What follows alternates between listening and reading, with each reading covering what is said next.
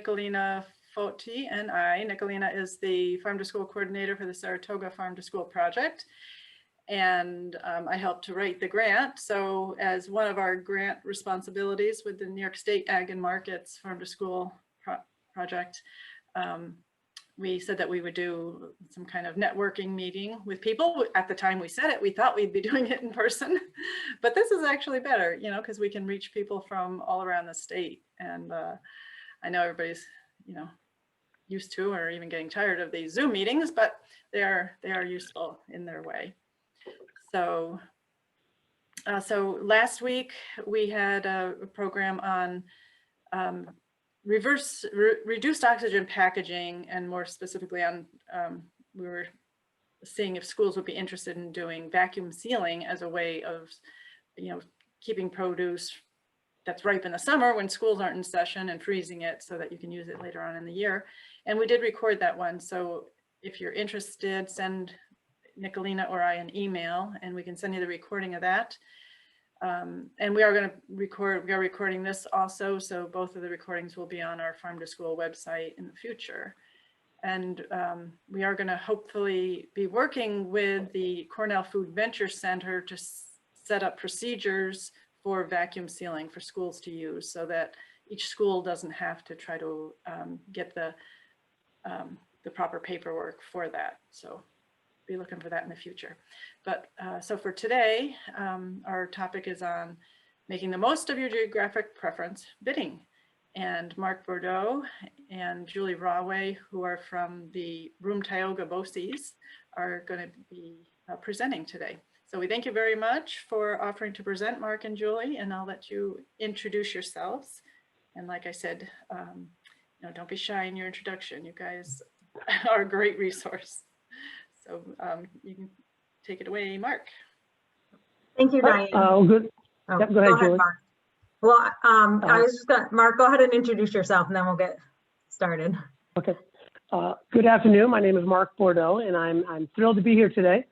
I'm the Senior Director of Food Services for Broome Tioga BOCES and the immediate past president of the New York School Nutrition Association.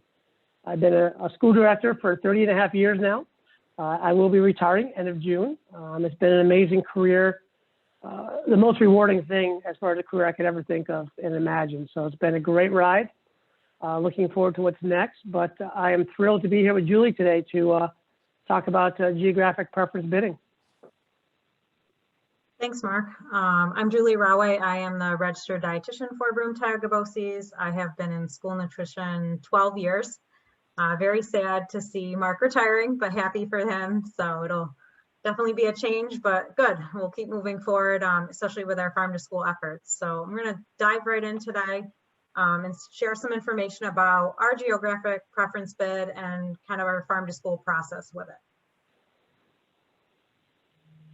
Mark, if you can go to the next slide, that would be great.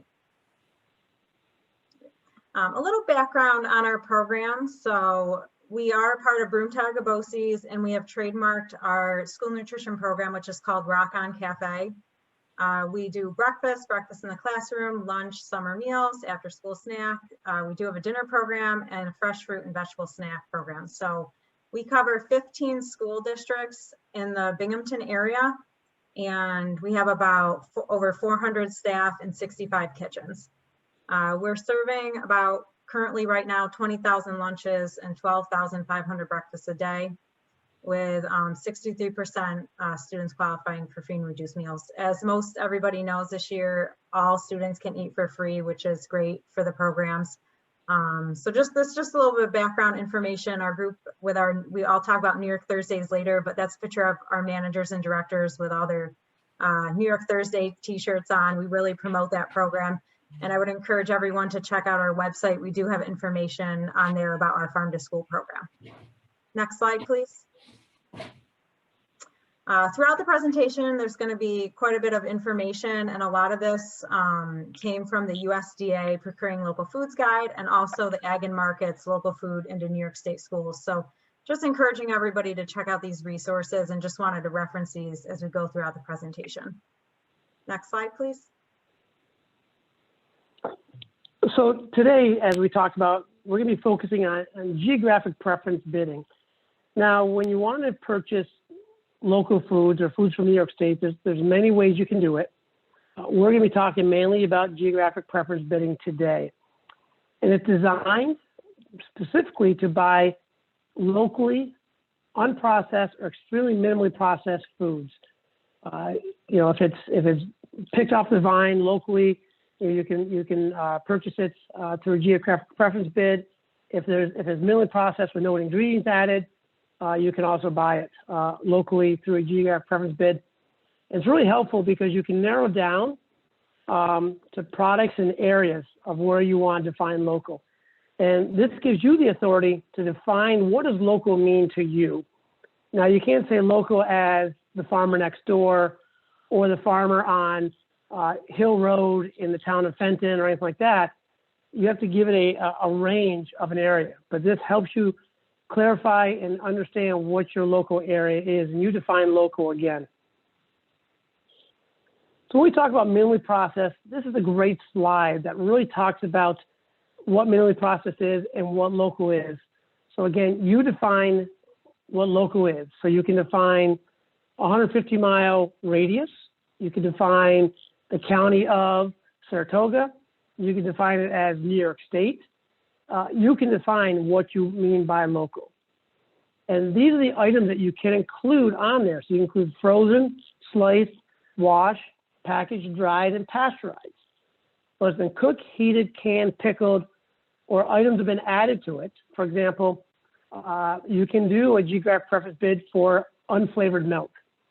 But when it comes to chocolate milk or strawberry milk, then you have to do a different bid. That cannot be part of your geographic preference bid because there's a process to it where they've added flavoring. And the geographic preference bid applies to products, not vendors. So it's important to realize that you're bidding products, not specifically for a vendor, but for the product. So it can't be for Farmer Joe or Farmer Sam. It's got to be for the product specifically. And here's just a great example of some items that are considered items that you can put on your bid. Fruits, all sorts of fruits are sliced, diced, frozen, but canned, you cannot count canned on your geographic preference bids. Same with vegetables. Meats, you can bid all sorts of meats on there.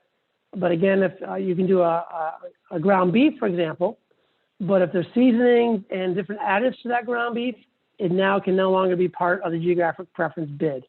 So it's important to realize, again, this is just items that are almost as close to raw state as possible. And you can bid fish, poultry, unflavored milk, eggs, and grains. Right now, we're receiving some New York oats that we received from our geographic preference bid. So, you can bid grains as well if you can find New York grains. So these are questions that you would want to consider when putting your bid together. Is what products do I want to source? Do I want to source my beef? Do I want to source just one or two items? What exactly do I want to buy locally? When is it available? You want to make sure that your bid is specific so that you're not asking for watermelons in January that are from New York State, because that's not going to happen. What farmers are near you? You could do a request for information from local farmers, say, what items do you have available? When are they available? So you can go out and talk to your local farmers and see what they have available as you create your bid. You can also include on there as part of your bid stipulation that you'd like to do farm visits, educational activities where maybe the farmer comes to your school. That can all be part of your geographic preference bid. And you can check to see if your local distributor that you buy from, do they have local products that you can include specifically on that geographic preference bid so that they can bid those local products only. And what is your vision? Are you looking to do just one or two items to get started? Or are you looking to do a complete base of menus like our New York Thursday where everything on the plate is from New York State? Do what is comfortable for you. My recommendation is always to start small and comfortable and work your way up. Because if you start, right off the bat with menuing a whole day's worth of menus, it can be overwhelming if you haven't started yet. So get your feet wet, start slow, and work your way up. Here's a couple great resources for you to find out what is available when. Cornell Cooperative Extension, they're a great resource. They can help you out answering that question. Every 5 years, USDA does a census of local agriculture, of what farms are available and what they have available as well. The last census was done in 2017. So in 2022, there'll be a new census that's done. The National Farm School Network does a national census. They're another great resource for you to just go to the National Farm School Network website and look for the census. Our New York State Agri Markets is a tremendous partner. They have a lot of great resources. They're accessible by phone, great partnership, great resource. And the New York State Education Department, they also have some stuff on their website that you can go to find out what's available and when. And we talked about Agri Markets. These two pages are wonderful pages that really break down what's available in New York State and when. So this will help you as you plan your menus. Apples, abundant. Apples are available all year long. Same pretty much with onions, herbs, and potatoes. You can pretty much menu those all day long. If you can find a farmer and they have the storage capacity, you can menu local potatoes all year long. Let's say you want to do corn. Your corn's only available for a short time window from end of August to maybe early November, depending on your local farmer. So this is a great resource when you're building your menus to kind of take advantage of all the local products that you could use on your menus. And this document can be found on the Agri Markets website. Great resource for you. So defining local again. So when defining local, and this we mentioned a couple times, but when you define local, you have to make sure that it is in the United States. It has to be the Buy American provision. So if you live up like in Messina, New York, if you say 150-mile radius, you have to make sure that the Buy American clause is on your bid, because Canada is 7 miles away from Messina, New York. So Canada would be in that 150-mile radius if you were to bid that. So the Buy American provision is very important. A lot of us are really trying to focus on local and buy more local to qualify for the 30% incentive. So here's the definition of a local product under the 30% incentive guidelines. A food item that is grown, harvested, or produced in New York State. And if it's produced in New York State, 51% of the raw materials have to be grown, harvested, or produced in New York State by volume. So again, for that particular, if it's processed, you cannot include that on the geographic preference bid. So we're going to be talking about local lot and minimally processed. So when we talk about local, you might not be able to put all items on that geographic preference bid. But I think it's important for you to understand what local is, especially when you're trying for the 30% incentive. So local foods that can be used on your menu. Fruits, vegetables, beans, grains, and flour. All these items can be used on local. Processed products, again, you can't bid that on your geographic preference bid. But there's a lot of great processed foods, if you're trying for the incentive, that you can use are now available in New York State. You can get French fries, you can get New York State grape juice, New York State applesauce, New York State sliced apples. So if you're trying for the incentive, those are great processed items that you can add on your regular bid, but not on the geographic preference bid. But you can buy almost everything local to complete your whole tray for your New York Thursday items or anything else that you want to do locally. And there's many ways you can source local. Obviously, local farmers. If you're near a lake, there could be a fisherman that has local fish, that might be able to do enough for an elementary school or something, or a high school. Your local dairy, if you want to bid just local New York State white milk, you can use your dairy. Distributors and food hubs. We have a great food hub down here called Headwaters. Great local source for us, and they get a lot of great New York products. We're getting some great products from our local school gardens here that we're able to use. And that's going to continue to grow over the years, where we can get a lot of great local products at our school gardens. And that's becoming very popular, more and more so. So when you're doing your bid and as you're comprising your bid, you have to figure out how long do you want it. And the menu should be the main driver of how long the bid is. For us here, our menu for our New York Thursday menu, and that's how we create our geographic preference bid, is our New York Thursday menu. We do it for a whole year in advance. So we do our bid between the November, early December timeframe. And so our menus for the 21-22 school year for New York Thursday was actually completed back in October of 2020. So we completed the menu October 2020. We put the bid together, we mailed it, and we opened it up in early December for a whole year. Now you say, my God, that's awful early to do your bid. This is true, but farmers, they buy a majority of their seeds in December for the next harvest season. So if they know they've won your bid in December, they're going to buy those seeds at a lower price for themselves. They're going to be guaranteed this business. So they're going to go out and buy the seed, plant this food exclusively for you. Where if you open this bid in April or May, they've already bought those seeds, and a good chance those seeds are already in the ground. So it's not a guarantee you can have it. So that's why we are bidding in October, November, so they can buy their seeds in December and grow them in the early spring when they want it. So, your bid should cover how long you want it, and your menu should drive that. So I know Mark touched on some of these, but they're going to lead into our bid process. So 6 ways to integrate more local into your menus is first, identify sources you may already be using that can be easily replaced. So milk, yogurt, apples, a lot of schools, this is where they start because these are plentiful in New York State and easy to just switch out a product. The other way is to substitute ingredients. Mark had mentioned this year we started using New York oats. We were already making homemade granola for our parfaits and yogurt meals. So this was, again, an easy switch because we are already getting oats in. So now we just get New York oats and we're able to count that towards our 30%. Third way is on salad bars. We find that sometimes farmers just have a little bit of product or they're trying to introduce a new product. We're able to use it on salad bars. Obviously, I don't think any schools are doing many salad bars this year, but moving into the future, those will most likely come back. I mean, it's a great way to introduce, especially new vegetables to students. Another way is harvest of the month, highlighting, a specific vegetable each month or fruit or produce item or other New York State product, just really encouraging students to try it and educate them on the product.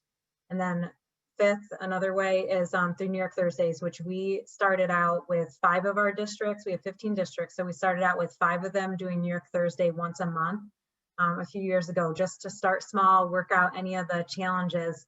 And then we slowly expanded to all 15 districts. And right now we're doing New York Thursdays twice a month in all 15 districts, hoping to expand even further to more New York Thursdays each month next year and into future years. And again, this is a day, usually Thursday. This year we had to shift it a little bit depending on the meal service, but Thursday where we try to create meals that are 100% New York State products, which is always a challenge, especially with grain items.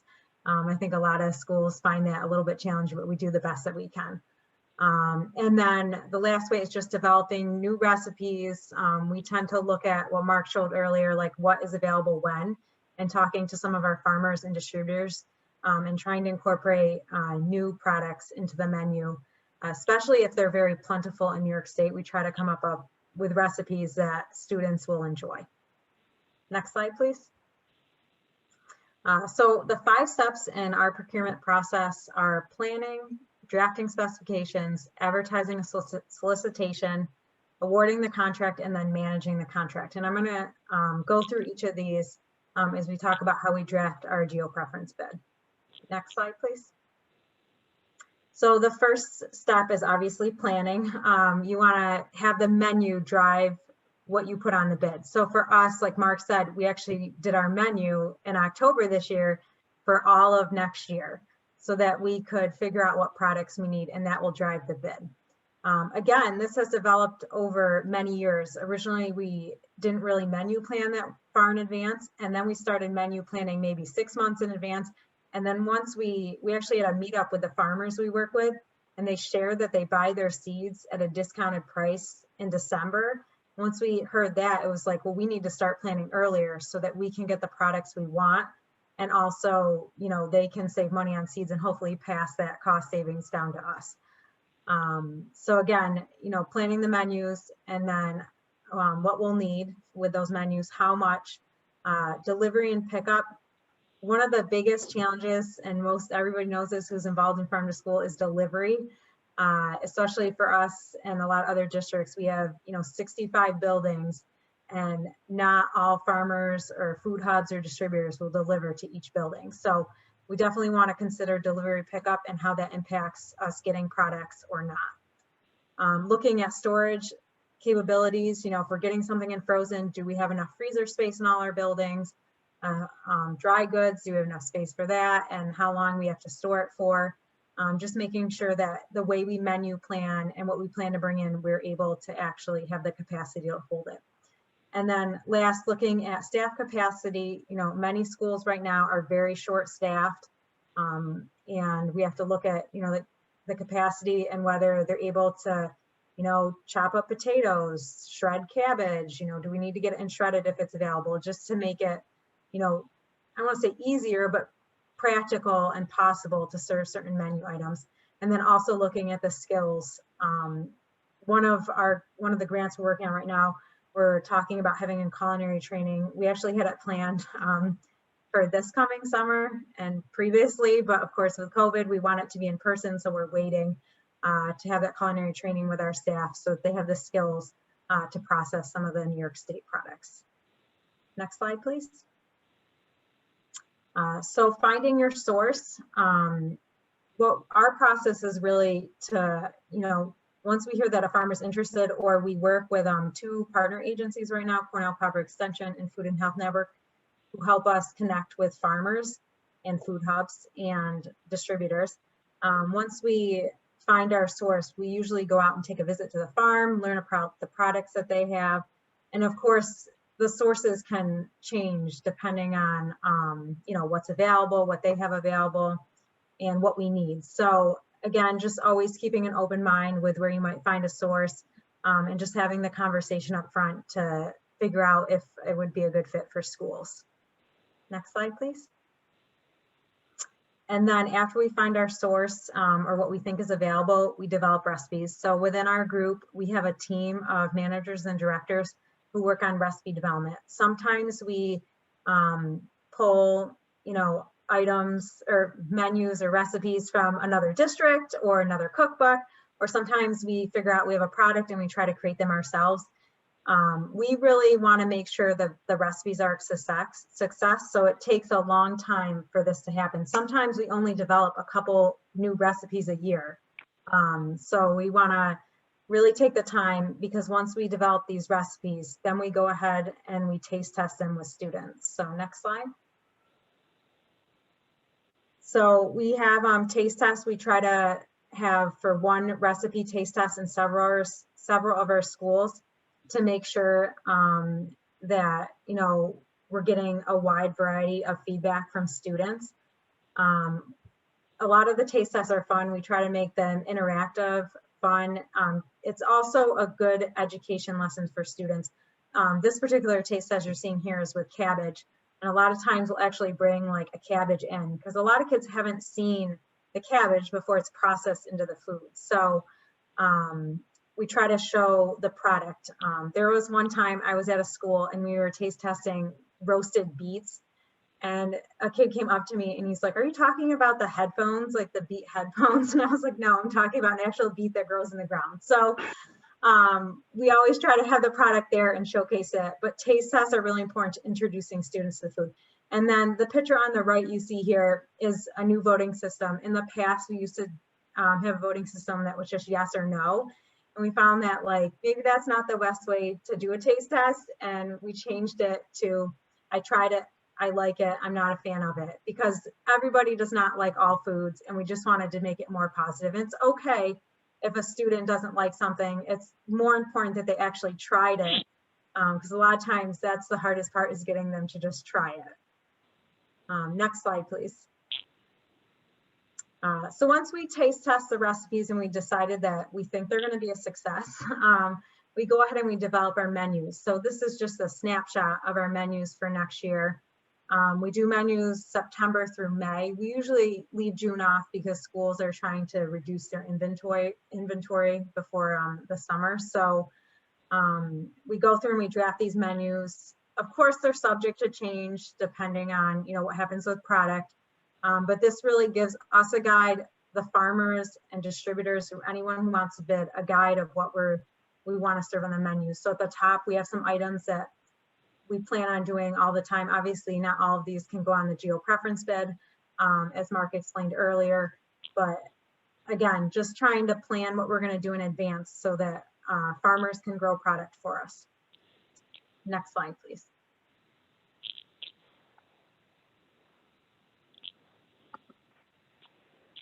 Okay, so now that we've done all the work to get the bid created, now we got to go and we have to draft our specifications of the products that we want.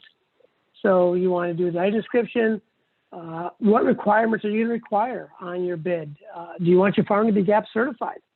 And that could be a local requirement, possibly by your county. You have to check with your county health department and see if GAP certification is a requirement or not. Minimally, you should be asking a farmer for a food safety plan, ensuring that they have a plan in place to keep the food as safe as possible all the way through the growing process and into the box. And delivery requirements. Are you requiring the product to be delivered to all schools, to one central location, multiple locations, or will you be picking the product up? So you need to put in there how the product's going to get to you. You know, you want to specify the size. What size apple do you want? You know, what size potato? The type of apple, the type of beef. You know, do you want 85-15 ground beef? Do you want a 90-10? So you need to be very specific on the items that you are looking for. And the Buy American provision, again, we talked about that as a requirement that needs to be on your bid. And make sure that, we talked about this already, but know your local policies. Do you have to have a liability or workers' compensation for your local school or for local municipalities? What is your district's purchase threshold? You know, maybe if you're doing a one-time small purchase, you can use the micro purchase option and you don't have to go out to bid for these products. So understand what your board policies are for the specific items that you are buying. You know, if you're only buying one item, you could do the micro purchase, or maybe it's a couple small items and it's below your district small purchase threshold. Again, maybe you don't have to go out to bid. So it's a good idea to go out and understand your board policies, and so you know which bid you have to do, or your quote or micro purchase. Very helpful to have. So here's an example of just a piece out of one of our board policies. You know, basically our board policy is saying anything above $20,000 has to be bid. And then it goes down and says below $20,000, you don't need a bid. So, you know, for us, if a district is buying, you know, local corn only once, and it's only $5,000 or less even, we don't have to go out and bid. We can just do a quote for that product. So this is just right out of a board policy. And then the board policy goes even into more specific details that if it's, you're only buying $1,000 or less of that product, you don't need to make one verbal quote. And if it's $5,000 or less, you need to try to attempt to get 2 verbal quotes. So again, this is very helpful when developing a menu for a small district, that they say, you know, I'm menuing corn twice. Each time I menu it, I figure it's going to cost me about $2,000. They only have to go out and find 2 vendors and get a quote for it. So whatever's easier for you, but this is a great resource to understand what your local procurement policies are at your district. Again, 4 fundamentals of bidding. You have to buy American, understand all the different levels of law, your federal, state, and local regulations, open and competition, you know, so it always has to be fair and competitive when you're doing a bid process. So, you know, that way, yes, your farmers can bid the product, but also your local vendors, even your local produce dispenser or your produce vendor can also bid on that product as well. And you have to make sure that that bidder is able to perform all the conditions in terms of your bid. If they can't, then they are not a responsible bidder, and you should not be awarding that bid to them. And here's an example of our bid, one copy of it. here's the bid that's going to go out to the vendor. So it shows the product requested. We're requesting broccoli, for example. We tell them what size of the bag, 5-pound bag minimum, price per pound. It's going to be menued in September. So that way they know that we need that broccoli sometime in September and how much broccoli we want total. And then all the way through, so apples, for the month of September, bi-weekly, we need 104 cases of apples every time it's menued, all the way down through. So that way the farmer has an idea of how much they need, if they can meet those requirements. So it's very helpful. When do we need it and how much? Two great requirements for the farmer or the vendor to make it easier for them to bid. So I did want to share, I'm going to try to share my screen, Mark, and go through our bid real quick just to show. Okay, hopefully everyone can see that. This is what we get a lot of questions on, is what the bid actually looks like. So this is our geo-preference bid for next school year. So I just kind of wanted to go through it and share a little bit about it. So first, obviously, we have when the bid opening is and where to return the bid, some pretty general information. A little bit about our program we include on the bid just so that they can see, that we're K through 12 schools and what our goals and what we're striving for. And then of course, what the geo-preference credit system is. We have a list of requirements on our bid and documentation that we ask about. And then again, just summarizing the geo-preference information for whoever is bidding and some examples of how the bidding works. So just wanted to show that. And then again, more questions for those that are bidding so that we can award the bid, with different percentages. And then this is a page that Mark shared about what we're bidding. So we are bidding product for the entire school year based on our menus. So we take anything that can go on the geo-preference bid and add it by month and when we want it so that it's pretty clear when it's going to be menued and farmers can grow what we need. I'm going to scroll down since it's quite long. And then we also have an area where maybe we're looking for some product that's not on the menu, but we want to try some different recipes. Like right here, we're bidding Brussels sprouts, butternut squash, and a root vegetable medley, and there's some items that we've tested, but we haven't fully menued. And then also vendors can write in products. We have had vendors write in products before that we've actually used because sometimes we're not aware of what's out there and they might have a product that is a good fit. And then we include our menus so they can see exactly when we're menuing every item. So that's a few pages. And then delivery logistics. So we're 15 school districts. So we include all the addresses. Can they deliver to each school district? And some can deliver to, different sites and some cannot. And then we'll determine, based on the bid, if it's going to be possible. We do have some that deliver to like 3 different drop points, and then we're able to disseminate to all the districts. The bidder agreement, and we do include the product formulation statement, which is required, which as many know, this is a challenge sometimes to get filled out, but we do require that so that we're set for when we get audited.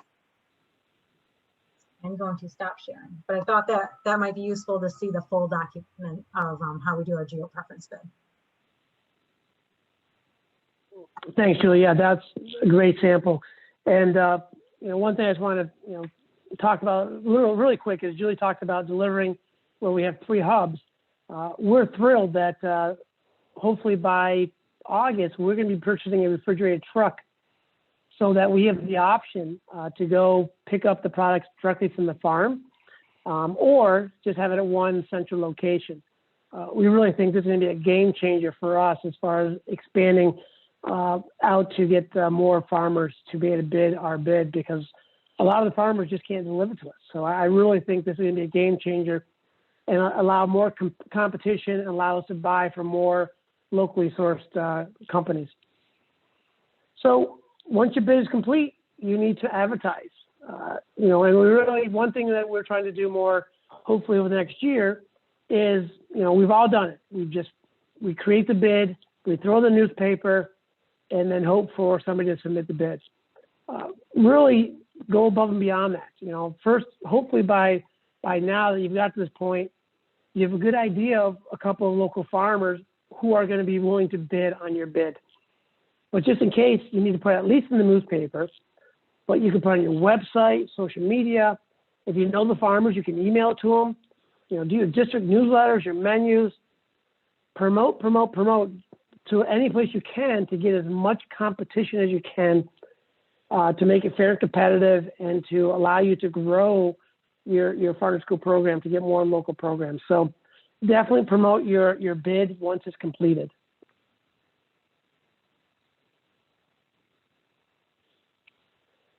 Once you get the bid back, you have to, you can award it. And we talked about, this is the main advantage of a geographic preference bid. When you're awarding a bid and you're creating your bid, you can give points and preference to a local company. And you can do that either by a point comparison or discount comparison. And it can be tiered. You can do 2 or 3 different ones and have a different percentage by comparison. And I'll show you more in the next slide here. So for example, here, you can do it's 10% off within 100 miles or 7% within New York State. So here, for example, we are looking at a award where Produce Express bid an item for the total cost of $31,000. Ray's Produce bid an item for $33,000, and S&V Distribution bid something for $34,000. Produce Express did not meet the specifications of within 100 miles, so they don't get a discount. Ray's Produce, they did bid within the 100 miles, so they get a 10% discount. And F&V Distribution, they're within New York State, but they're not within 100 miles, so they only get a 7% preference. So when you compare that and you get that preference down through, so Ray's Produce is now the winner because that total bid value when you do the discounts is $29,700, which is less than the other 2 bidders. You're still paying the $33,000, but for awarding purposes, because you've created preferences, Ray's Produce wins. So you can buy from Ray's Produce. And again, this is just, it gives your local preference an advantage to be able to buy your products local. But you have to remember, you're still paying the $33,000, not the $29,700. Here's an example of just awarding with pennies off. So here was their geographic preference met. Yes, for Apple Lane Farms, and the other 2, Owens Orchards and Zoe's Best, did not meet the geographic preference threshold. So Apple Lane got 10 cents off per apple, so they got $1.95. So by the penny choice wise, Apple Lane won the bid and Owens is 2 cents over the bid. So again, it's just a great way to help give the local vendor a little bit of an advantage.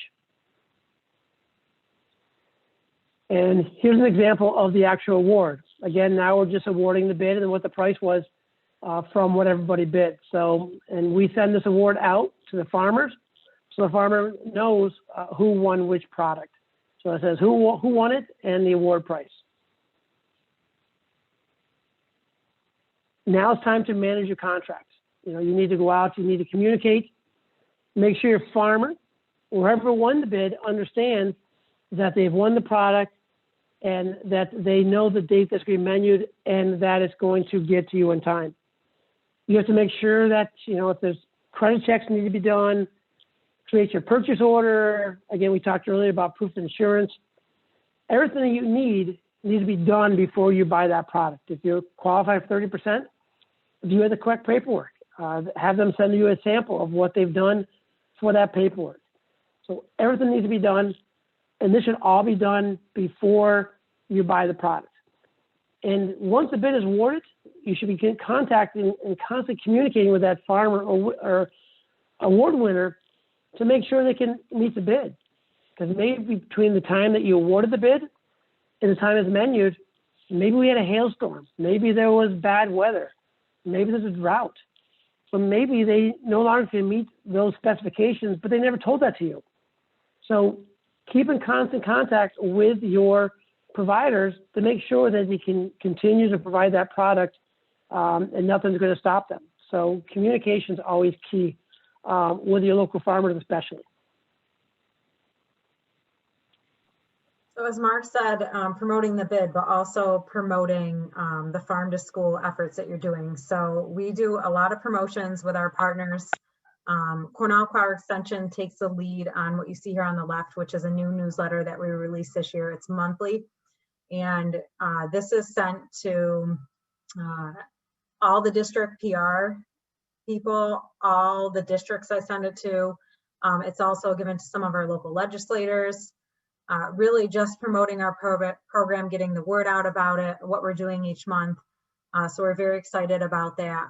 Also, we've created this picture in the middle, some nice social media frames and different promotions to promote, and the kids love taking pictures in this as well. And then also just our menu posters. So we're really lucky to have our farm to school partners. Food and Health Network creates a lot of these promotion materials as well.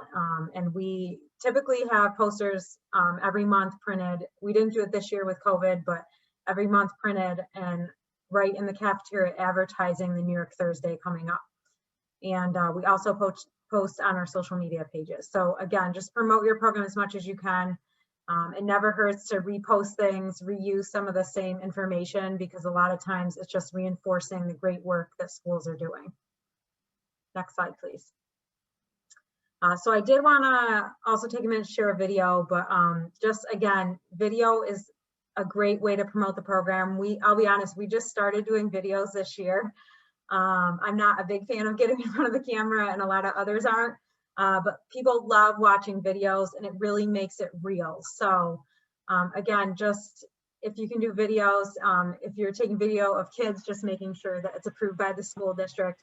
But I do want to share a video real quick that we posted on our social media with one of our local farms. We went and visited one of our local farms who was pressing cider for one of our districts. So hopefully everyone can see that. But again, this was a great video because we have the farmer. We also have both of our partners there, and just talking about the program. So I'm going to play this real quick.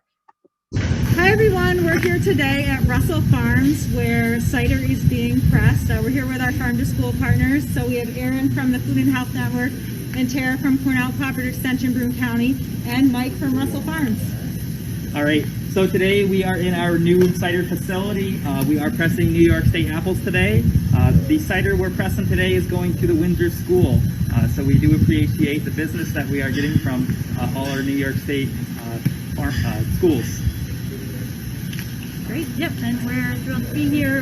Love working with BOCES and our farm partners to find more local products to get into the schools. In Cornell Cooperative Extension, we help with the nutrition education component. So we're in the schools, help teaching the students about the farm to school products and all the nutrition. So again, just here at Russell Farms today, promoting our farm to school program, and we're really happy to have all our farmers on board to bring fresh New York products to students in schools.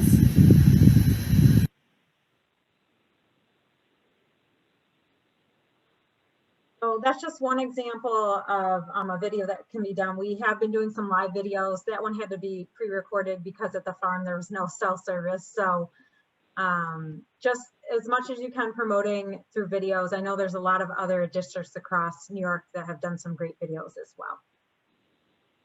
Next slide, please. So again, just wanted to regroup and tie this together, but again, just receiving the local product, managing your contract, making sure it's what was bid, preparing it. We love to involve students if we can.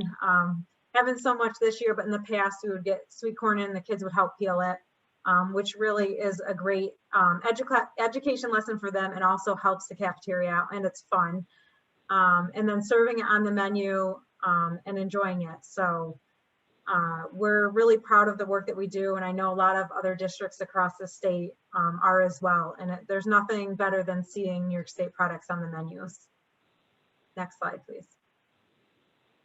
I just wanted to share some resources that we found very useful when we were doing geographic preference bidding and looking at New York State products. So here's a great list of them, and there's some more on the next slide as well.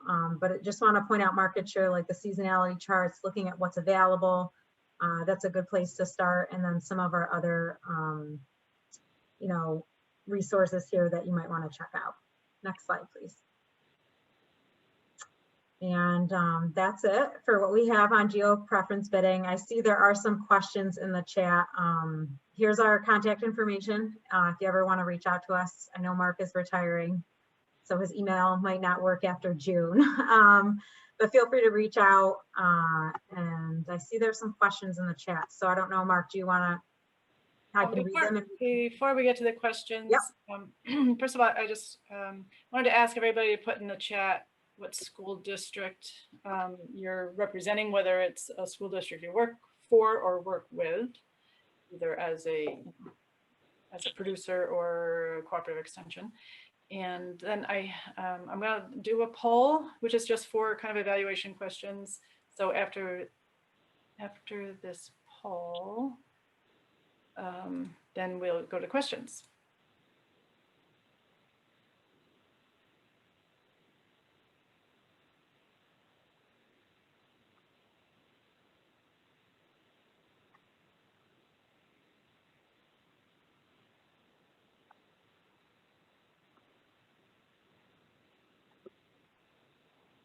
Julie, do you see the poll? Yes. Okay. I didn't answer it because I figured. Oh, that's okay. I just want to make sure Okay. everybody Yes. can see it. I can see it, so I'm thinking others can. I can't tell who's answering. Okay. that. I didn't know if you were like calling me out to answer it.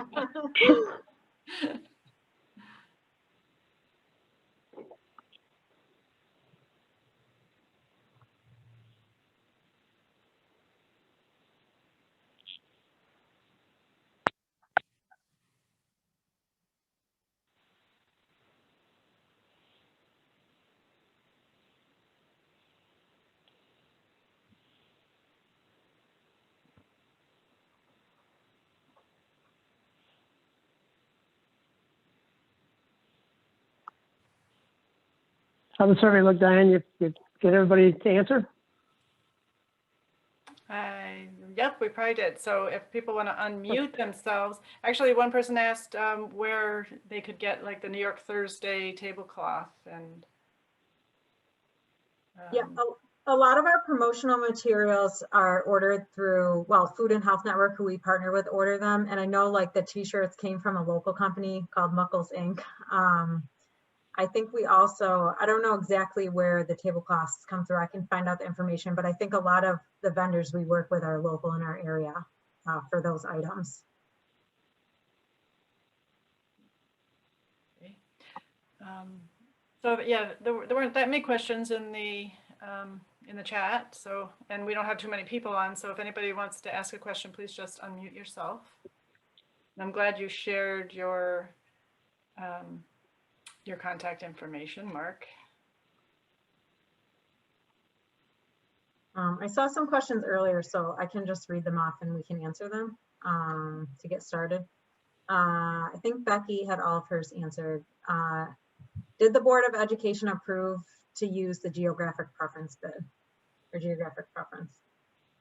So with us, as a BOCES, we do all the bidding. We create all the bids for all 15 districts. So we have to send a board resolution to every single district, giving us permission to bid their products for them. And that is part of the board resolution, giving us authority to do their geographic preference bids. So yes, the board should be approving you to do all the bids, not just geographic preference. Another person asked if the slides will be available. I'm thinking they will be. I don't know. We can share them. I think we're happy to share them. Yeah, if people could either just email you to get them, that probably would be the best thing. Sure. Yeah, if we have a copy of the PowerPoint, I will follow up with sending everyone the recordings along with the PowerPoint presentations as well. Okay. Yeah, I can email you. I think I'd added one more thing last minute, so I can email it to you to share with everyone. And also on the, if you're a state or a member of the New York State School Nutrition Association, on the website, there's another great resource that probably expands on this a little bit more and also talks at length about how to navigate the 30% incentive. So another great resource. It's a pretty long video. I think there's several parts. I think altogether it's 3 or 4 hours. So if you still need answers, that's another great resource, especially for the 30% incentive. If you want to, Mark, if you want to send that, if you know where we can locate that, if you could send it to Nicolina, she could include it with her follow-up. Sure. Thank you.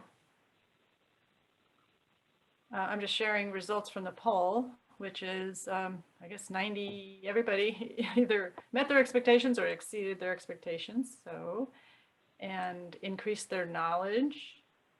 Most people, it's increased their knowledge of geographic preferences. So, and attending this session increased confidence. That's always good.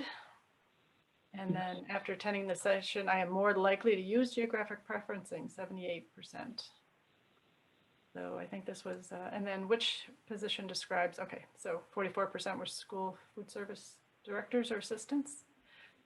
So I think we had, you guys did an awesome presentation, and obviously I think it's going to make a difference in what schools are doing in terms of, at least the schools that attended here, what they might do in terms of their practices.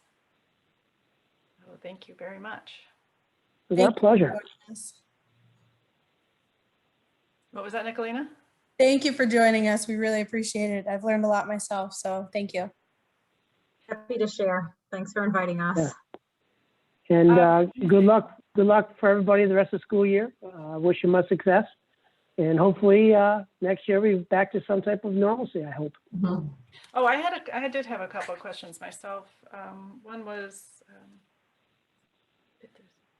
well, first of all, everybody should also know about Harvest New York, which is through CCE in Western New York, but they are working all throughout the state. And if you want to advertise your bids, you could send those bids to Cooperative Extension, like to Nicolina, and she can send it out, and probably to the other, if you have a Cooperative Extension contact, they can send it out through their newsletters too, that they send out to farmers. And I was wondering, that truck, you said you're going to buy a refrigerated truck, Mark. How are you financing that? I mean, is any of that money? We were fortunate enough to get 2 grants to do that. We got one through Sheriff Strength. Sheriff Strength gave us $100,000, and Molina Healthcare New York gave us $30,000 to support it. So between those two, it should be enough to purchase our refrigerated truck. Wow. I also put, yeah, it's amazing. The truck is out to bid right now, and hopefully it'll be ready by summer. We had budgeted enough money for a driver on a part-time basis, but we just have not been able to get enough funds to do the truck. So yeah, we're excited about that.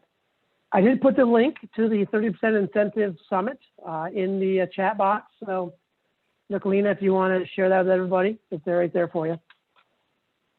Then I had one more question is, Julie, you had mentioned doing culinary training. What kind of culinary training do you think your staff are looking for? Yeah, we're looking at doing a culinary training, hopefully not this summer, but next summer. Really just hands-on, like knife skills, how to prep and cook certain produce that may be on our menus. There's a possibility that we have staff who have never, cut a cabbage or chopped a, beet up, and we do have some RoboCoops that do help with that. But I just think that general knowledge of knife skills, how to prep stuff in a kitchen, how to cook it, how to know whether it's cooked correctly is really key to making good food that students, will enjoy. I see a question in the chat, will you be using chefs to teach? We are looking into that. So we've thought of a couple, but yes, we would bring in a chef, maybe someone who has some food service experience. not just a chef from a restaurant. We had a couple in mind, but we're kind of holding off on contacting anyone until we are able to hold this in person. I don't think this can really be a virtual event. It really needs to be in person, where we can learn in the kitchen together. Right. So hands-on can't compromise on hands-on training. Yeah, and I see Sue Ann said they're doing one in Sullivan County when COVID is done. So actually, maybe we can connect sometime. Would love to hear what you guys are planning. I know OHM BOCES did one and it was a huge success. Right. We have it written into our Saratoga Farm to School grant, chef training, which we have not been able to do. Yeah. But it really is such a key component to the farm to school program, because if you're just bringing in products and no one knows how to prep them, then it's not really successful. So yeah, we're excited for it, hopefully, when we can get together. Okay, well, I don't have any more questions. One last call for questions. You can either unmute yourself or put it in the chat. Not seeing or hearing any questions, I guess we can end the meeting with one more thank you to Julie Rawway and Mark Bordeaux from the